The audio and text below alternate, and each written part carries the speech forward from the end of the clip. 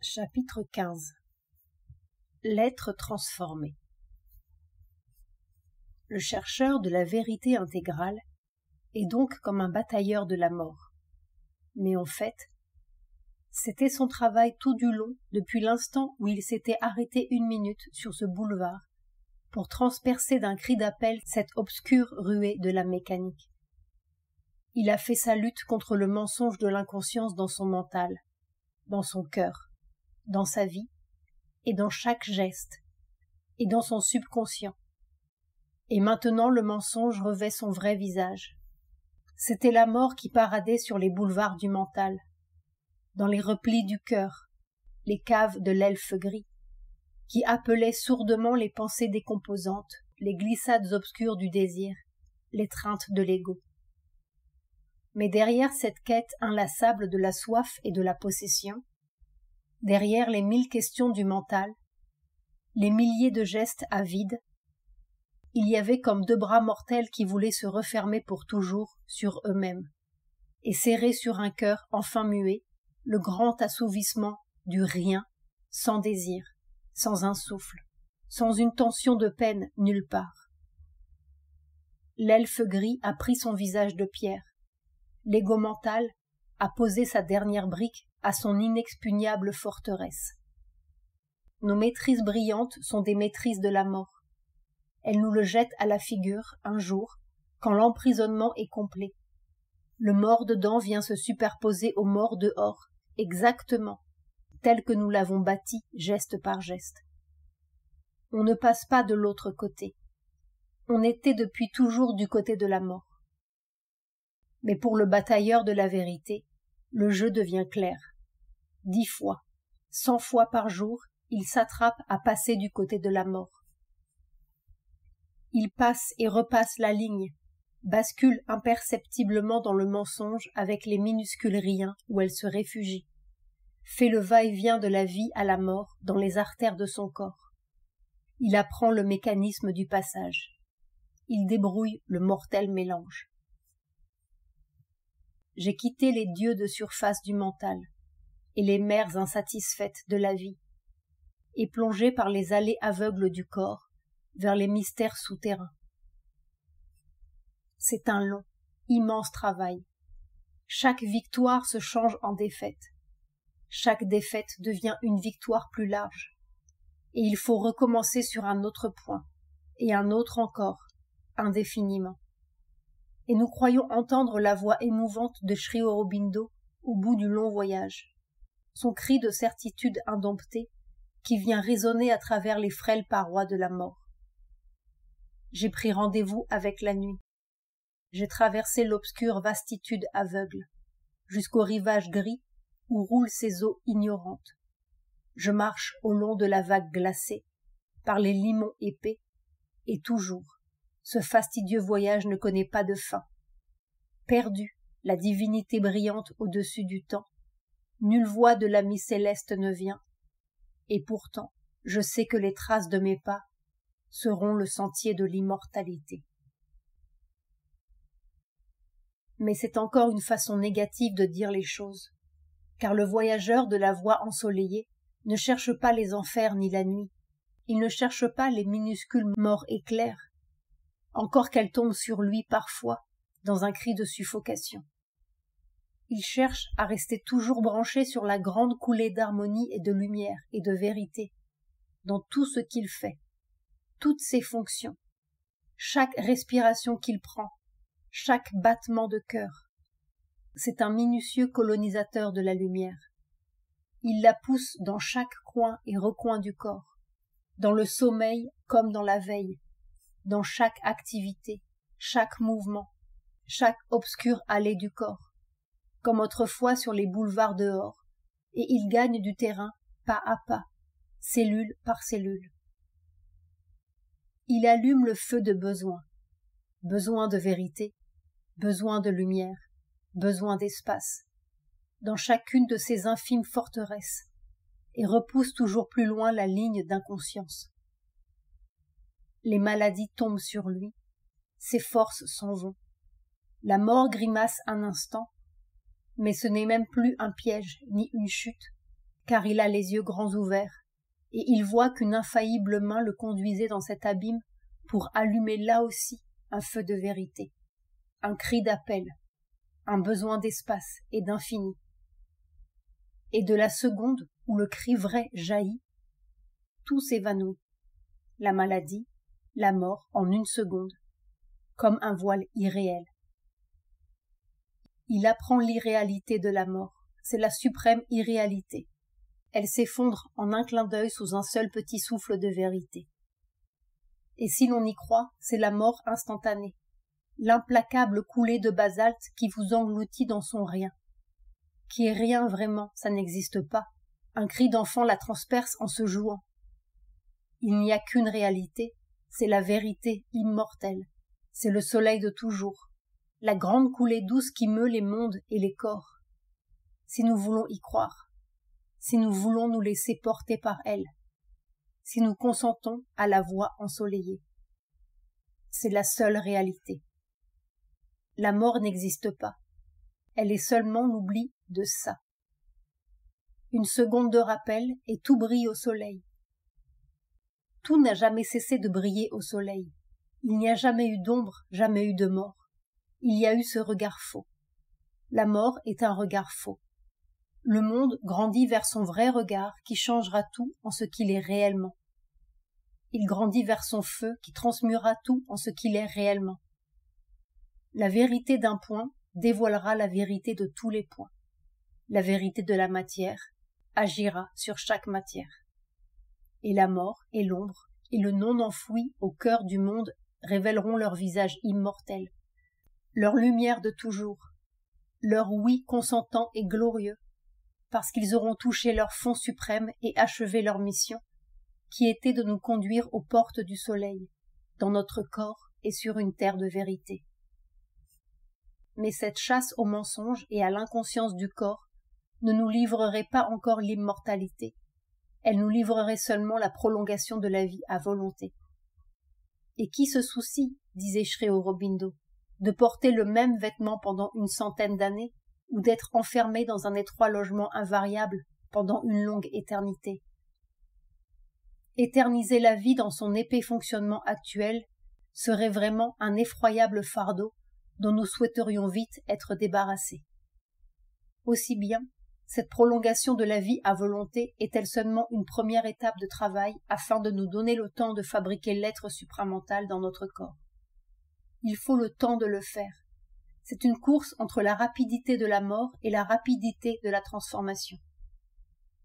Sri Aurobindo estimait qu'il fallait 300 ans pour former cet être. Mais il semble bien que le mouvement s'accélère de plus en plus, et peut-être cette suprême transformation ne dépend-elle pas tellement d'une longueur de temps de préparation individuelle que de la préparation même du corps de la Terre dans son ensemble et de son aptitude à accepter le nouveau monde. Or, la force du nouveau monde pilonne la Terre sans merci. Elle avance à pas de géant. Les coutures craquent, et ce qui nous semblait un carillon lointain devient un formidable glas des morts, qui cache une résurrection prochaine. Nous arrivons au fond du trou, nous sommes à la porte de la nuit profonde qui voile l'inattendu. Tout est miracle ici-bas, et par miracle peut changer. Cette genèse de l'être supramental n'est pas vraiment une étape distincte. Elle est en tout point mêlée à celle du surhomme, et seul le mental nous oblige à tracer les lignes de séparation. En fait, c'est un long périple à travers des vies, des âges, des corps et des corps, une lente poussée d'un petit feu dedans qui se cachait déjà dans l'atome, la pierre, la plante, pas plus grand qu'une luciole, qui est devenu conscient de lui-même dans l'homme, qui a grandi par la lutte et la douleur, des expériences et des expériences sous cette peau d'homme brun ou blanc, cette latitude ou une autre, qui a émergé dans le mental comme un froid rayon, divisé l'obscurité en 1000 faisceaux contradictoires, battu dans le cœur comme une petite flamme chaude, poussé et poussé contre vents et marées, peiné dans l'amour, peiné dans la peine, peiné dans le plaisir, qui a percé cette carapace de vie, brillé pour rien, pur, comme un feu de la Saint-Jean sur les grèves du monde, chercher ici, chercher là, attiser sa flamme de mille riens qui ne faisaient jamais une plénitude, embraser les jours et les heures, pris les minutes, les grands gestes et les petits, les saisons froides, les saisons chaudes, jusqu'à ce qu'il n'y ait plus qu'une seule saison de feu, un seul champ de flamme ici et là. Et il est devenu le corps de notre corps, le cœur de notre cœur, la haute pensée qui jaillit des flamboiements blancs de l'esprit, la pure vision qui transperce la douleur des apparences, le pur amour comme une neige de vermillon sur les champs tristes de la terre, la pure musique, le rythme pur qui s'accorde à tout. Il est devenu notre corps de prière pour le monde, notre corps de lumière pour les hommes, notre corps ardent pour l'avenir de la terre, notre bûcher vivant pour la transfiguration de la matière. Et plus il s'enfonçait dans cette obscurité dense, cette négation au fond, cette petitesse d'un milieu de gestes et de battements pour rien et de routine de la mort, plus il éclatait, rayonnait, se dorait comme un soleil, se concrétisait comme s'il était au bord d'une ultime transfusion, d'une invasion dorée de la matière, d'un dernier cri d'amour qui allait renverser les murs et livrer la gloire vivante du corps nouveau, du maître de toute cette évolution. Ô feu, les rayons flamboyants de ta puissance éclatent impétueusement de tous côtés, dit le Véda.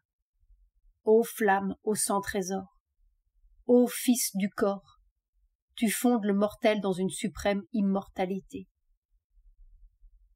Il émergera un jour le maître du long périple de feu, le but de toutes ses peines, l'épitomée des âges, et toute la terre s'en trouvera changée, saisie par son irrésistible rayon de joie et de beauté, convertie au sourire par un sourire.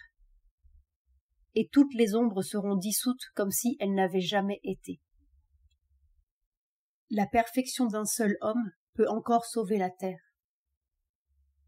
Son regard vrai ouvrira le vrai regard en chacun de nous. Sa vérité pure fera briller la même vérité dans chaque cœur et chaque atome. Sa réalité réalisera le monde. La terre sera transfigurée par l'irrésistible rayonnement de son propre soleil. Seule la joie peut convertir à la joie. Comment sera ce corps supramental, cette vie divine sur la terre? Là aussi, les miracles révéleront qu'ils sont la simple nature du monde et que cette vie nouvelle suit une logique divine, une logique de la vérité divine de la matière. Ce qui sera est déjà là, fruste, grossier, mal connu de soi-même, borné par notre propre vision bornée, car vraiment le monde est une vision qui se dévoile. Cette énergie formidable, innombrable, inépuisable, cette conscience force, cette harmonie immense dont nous nous sommes coupés, barricadés dans un petit corps égoïste, enfermés dans un petit tressaillement de désir et de peine, coulera sans entrave à travers nous, parce que notre moi sera devenu le moi du monde, notre pensée, la transmettrice du grand rythme, notre cœur, le diffuseur du grand battement d'union, notre loi, la seule loi ensoleillée qui fait mouvoir les mondes, et notre corps, le symbole du grand corps de la terre. Il n'y aura plus de fausses notes en nous, plus d'écran personnel, plus de vers déformants, plus de volonté égoïste, mais la seule volonté qui meut les mondes est la seule note qui fait chanter les sphères. Alors, l'harmonie pourra couler à tous les étages de notre corps, directement, tout puissamment, purement. Les petits centres de conscience, les chakras des divers plexus, seront devenus les puissants condensateurs de l'énergie cosmique, ces projecteurs sur la matière. Ils alimenteront notre propre corps directement comme aujourd'hui la nourriture nous alimente indirectement et lourdement. Ils recevront chacun la vibration exacte correspondant à leur fonction, la fréquence de lumière correspondant à leur action, les rayons de la pensée-volonté immédiate qui exécute, les éclairs de la vision de vérité qui met les choses en place et ouvre, délivre la vérité de chaque être, chaque objet, chaque circonstance, le soleil du cœur qui guérit, le torrent de la force de vie qui balaye les obstacles, le grand rayon de la force originelle qui façonne la matière par la vérité de la matière. Tous les nerfs, tissus, cellules, que nous avons démécanisés, purifiés, délivrés de leur engorgement d'inconscience, deviendront les libres chéneaux de la force supramentale et irradieront notre corps des lumières de l'esprit, de la joie de l'esprit, du nectar immortel.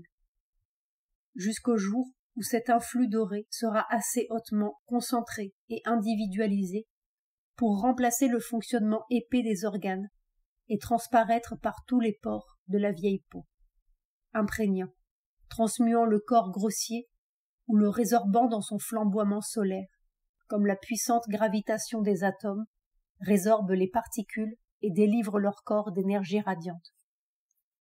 Nous ne savons pas, nous ne savons rien de l'ultime mouvement, mais il se fera, aussi inévitablement que la causse de la cytise éclate et livre sa cascade d'or. Le corps mortel aura fini son œuvre, qui était d'engendrer par son propre cri un corps immortel sur la terre, et de révéler l'esprit qu'il contenait depuis toujours dans ses obscures cellules.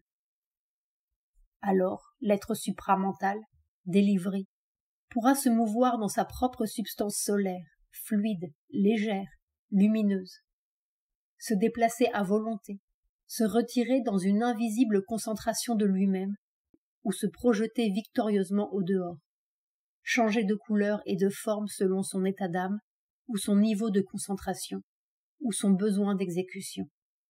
Communiquer directement, musicalement, manier la matière à volonté, la modifier à volonté, la recréer ou la reformer à volonté par la simple manipulation directe de la vibration de vérité dans les choses. Bâtir à volonté, dissoudre à volonté, et opérer simplement, immédiatement toutes les opérations que nos machines accomplissent indirectement par une lourde traduction de notre pouvoir mental. Car en vérité, c'est un être supramental, non pas parce qu'il est doté d'un super mental qui se situerait d'un degré au-dessus du mental et posséderait un pouvoir plus impérieux de s'imposer à la matière, mais parce qu'il est doué d'un degré de pouvoir plus intérieur, qui ne s'impose pas à la matière, ni ne lui arrache de violents miracles, mais la délivre de son propre pouvoir créateur, de sa propre joie créatrice, et lui fait chanter sa propre note de lumière comme le berger fait chanter son pipeau. Et la vie du dehors obéira à la vie du dedans. Ce sera la fin de l'artifice. Ce monde fabuleux, énorme, bardé de machines à tous les étages et tous les degrés, engrené dans une mécanique qui nous engraine et engraine le moindre mouvement de la vie, le plus petit souffle de la pensée, le plus léger battement de cœur, et nous roule sous son énorme char, où les plus riches de faux pouvoirs, les plus armés de fausses paroles, les plus lourdes carapaces d'inconscience triomphante, les plus parés de fausses couleurs et de clinquants et de lumières télévisées, truqués, conditionnés, dominent une masse hypnotisée, consentante à ce barbare sacrifice de Moloch, à cet esclavage universel, total, détaillé jusque dans la plus petite réaction subconsciente, où même les hommes les plus éclairés sont encore mus par la sourde réverbération de la machine, aliénés de leur propre pouvoir de voir et de sentir et de communiquer, étouffés sous un gigantesque appareil qui conditionne leurs pensées,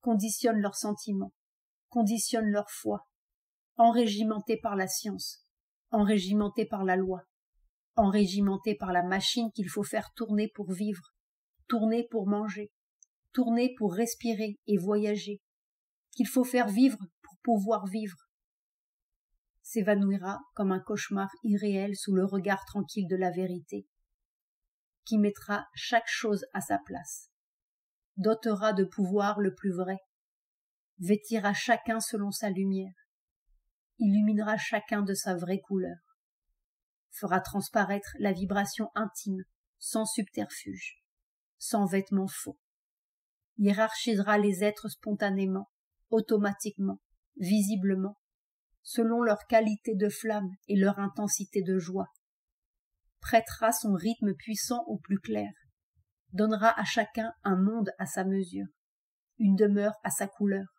un corps immortel selon sa joie, une étendue d'action conforme à l'étendue de son propre rayon, un pouvoir de modeler la matière et d'user de la matière selon son intensité de vérité et sa capacité de beauté et son degré d'imagination véridique.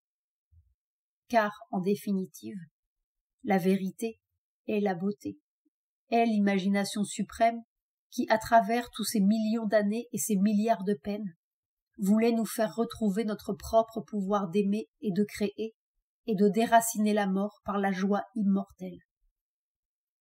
Mais comment cette matière, si lourde, si rebelle, ce caillou insensible, obéira-t-il au pouvoir de l'esprit? Comment la matière de la terre se laissera-t-elle transformer sans être concassée, violentée, pulvérisée par quelque mécanisme frappant, chauffée à quelques milliers de degrés par nos bouilloires nucléaires? Nous pourrions aussi bien demander comment ce caillou pourrait un jour échapper à l'escalade tortueuse de la chenille. Nous ne voyons pas plus loin que notre conditionnement mental. Mais notre vision est fausse, et la matière que nous écrasons sans pitié est aussi vivante, active, responsive que la coulée des étoiles sur nos têtes ou l'invisible frémissement du lotus sous le soleil de mai. La matière aussi est vivante. La matière aussi est une substance de l'éternel. Et elle peut répondre, autant que le mental et que le cœur ou la plante. Seulement, il faut trouver le point de contact. Il faut connaître le vrai langage, de même que nous avons trouvé le langage des chiffres, seulement pour extraire quelques monstres. Il y a une autre langue à trouver pour une autre vision, une langue concrète qui donne l'expérience de ce qu'elle nomme, qui fait voir ce qu'elle dit, qui touche ce qu'elle exprime et ne traduit pas, mais concrétise les vibrations et meut les choses par l'émission de la note semblable. Il y a toute une magie du verbe à retrouver. Car il existe un rythme aussi, et ce n'est pas une fiction non plus, pas plus que ce feu ni cette coulée, et c'est une seule même chose sous un triple visage, sous sa forme individuelle et universelle, dans sa condensation humaine ou ses espaces interstellaires, dans cette pierre ou cet oiseau. Chaque chose, chaque être a son rythme, de même que chaque événement est le retour des oiseaux du Nord. C'est le grand rite du monde, son indivisible symphonie dont nous nous sommes séparés dans un tout petit corps mental. Mais il est là, ce rythme, au cœur de tout et en dépit de tout, car sans lui, tout se désintégrerait, s'éparpillerait. C'est l'agglutinant primordial, le réseau musical qui relie les choses, leurs vibrations intimes, leurs couleurs d'âme et leurs notes. Les anciens textes tantriques disaient « Le nom naturel des choses est le son produit par le mouvement des forces qui les constituent. » C'est le vrai nom de chaque chose, son pouvoir d'être, et notre vrai nom unique parmi les milliards d'apparences. C'est ce que nous sommes, et c'est ce qui est derrière tous les vocabulaires et les pseudonymes dont la science et les lois nous affublent, et affublent le monde. Et peut-être, toute cette quête du monde, cette évolution tourmentée, cette bataille des choses et des êtres, est-elle une lente quête de son vrai nom, son identité singulière, sa musique vraie sous cette formidable parodie? Nous ne sommes plus personne. Nous sommes n'importe qui dans un brouhaha mental qui passe de l'un à l'autre. Et pourtant, nous sommes une note unique, une petite note qui peine vers sa grande musique, et qui se cogne et qui grince, et qui souffre parce qu'elle ne peut pas se chanter. Nous sommes une irremplaçable personne derrière ce carnaval des faux noms. Nous sommes un nom qui est notre tonalité unique, notre petit phare d'être, notre simple sacre dans le grand sacre du monde, et qui pourtant nous relie secrètement à tous les autres phares et tous les autres noms. Connaître ce nom-là, c'est connaître tous les noms. Nommer, c'est pouvoir refaire une chose par sa musique, saisir les forces semblables dans leur réseau d'harmonie. L'être supramental, est avant tout le connaisseur du verbe dont parlaient les rites védiques, le prêtre du mot, celui qui fait par la simple invocation de la vérité des choses. Poïétesse, c'est le poète de l'âge futur. Et son poème est une coulée de vérité dont chaque syllabe créatrice de fait et de matière s'accorde à la grande harmonie. Une récréation de la matière par la musique de vérité de la matière. C'est le poète de la matière. Par cette musique, il transmue. Par cette musique, il communique. Par cette musique, il connaît et il aime. Parce que, en vérité, ce rythme-là est la vibration même de l'amour qui conçut les mondes et les porte à jamais dans son chant. Nous avons oublié cette petite note, la simple note qui emplit les cœurs et qui emplit tout comme si le monde s'embuait soudain d'une tendresse orange, vaste et profonde comme un amour sans fond. Si vieille qu'elle semble embrasser les âges, monter du fond des temps, du fond des peines et de toutes les peines de la terre et de toutes ces nuits, ces errances, ces millions de chemins douloureux par des vies et des vies, ces millions de visages disparus, d'amour dissous, engloutis, et qui reviennent soudain nous saisir dans cet éclatement orange, comme si nous avions été toutes ces peines et tous ces visages, et tous ces êtres sur les millions de chemins de la terre, et tous leurs chants d'espoir et de désespoir, tous leurs amours perdus, séparés, toute leur musique jamais éteinte, dans cette seule petite note d'or qui éclate un instant, avec la folle écume, et emplit tout d'une indicible communion orange, d'une compréhension totale, d'une musique de douceur triomphante derrière la peine et le chaos, d'une instantanéité comble, comme si l'on était dans le but pour toujours. Alors on a touché la rive. L'être supramental, ou le surhomme, sont seulement la perfection de cette petite note-là. Ils sont là, ils viennent. Ils frappent à la porte de notre âge. Je les ai vus traverser le crépuscule d'un âge, les enfants aux yeux de soleil d'une aube merveilleuse, puissants briseurs des barrières du monde, architectes de l'immortalité, corps resplendissant de la lumière de l'esprit, porteurs du mot magique, du feu mystique, porteurs de la coupe dionysiaque de la joie. Et ils renverseront nos murs.